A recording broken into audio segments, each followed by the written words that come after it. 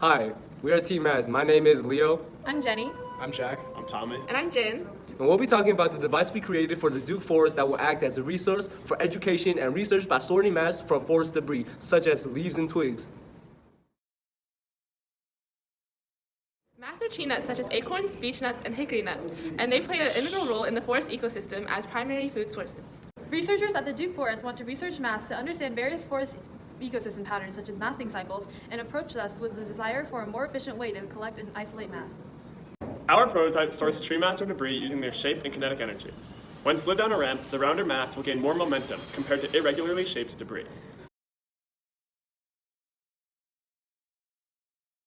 This allows mass to fly over the debris deposit hole, and the debris with less kinetic energy will fall into the gap.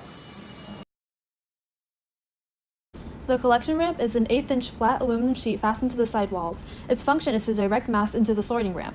The sorting ramp is a curved 1/16-inch aluminum sheet bolted to the bottom of the base platform in the back wall. This ramp allows mass to gain kinetic energy while rolling down. The debris deposit hole is a gap of 8.5 inches away from the base of the sorting ramp, which allows debris to fall onto the forest floor. The collection box is in front of the debris deposit hole, made out of wire mesh and held together by a wooden rim built from pressurized wood. This stores and displays the mass for visitors. L brackets are attached to the box to allow it to slide along C channels for easy access for researchers. An acrylic viewing window in the front of the box allows visitors to see the mass sorting process. The side walls on the exterior of the device protect against weather and animals. They are made out of 1/2-inch pressurized wood. Lastly, the aluminum L brackets along the sides of the box are used to secure the walls and the ramps together. In designing our final prototype, we used a Python model to simulate the behavior of mast and debris inside the device under ideal conditions. The model made use of potential and kinetic energy equations to calculate the trajectories of materials coming off the sorting ramp. This simulation was used to inform dimensions of the device and to calculate a plausible range of distances for the collection box. When testing, we dropped 10 mass and 10 sticks from around 10 feet above the device in each trial of the 3 trials for each distance of the box from the ramp in the range chosen. The results from the test are shown in this graph, which shows the filtering accuracy in orange and collection accuracy in blue at each distance. These lines can be seen to overlap at around 8.5 inches, which represents the point where both filtering and collection accuracy are optimized.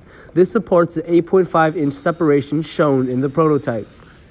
Overall, the accuracy design objectives were both met because 97% filtering accuracy and 100% collection accuracy were achieved at 8.5 inches during testing. In addition, we assumed that the device met the target value for low maintenance because none of the dropped mast or debris clogged the device. The device also met the target value for cost because the total cost of the device was $323.61, which is below the $500 budget. Our final design prototype fulfills the design objective in terms of accuracy, maintenance, and cost, acting as an accurate and efficient resource for research and educational outreach. For future steps, we have to conduct additional tests for durability and setup time. For the durability test, we will drop branches and splash water onto the device in order to simulate what would happen in the forest to see if it could last at least 1 season in the forest. As for setup time, we will time how long it will take for 2 people to set up and deploy the device into the forest. As for next semester, we plan to add additional components to sort by genus so that it could more efficiently help the researchers obtain mass for research resources.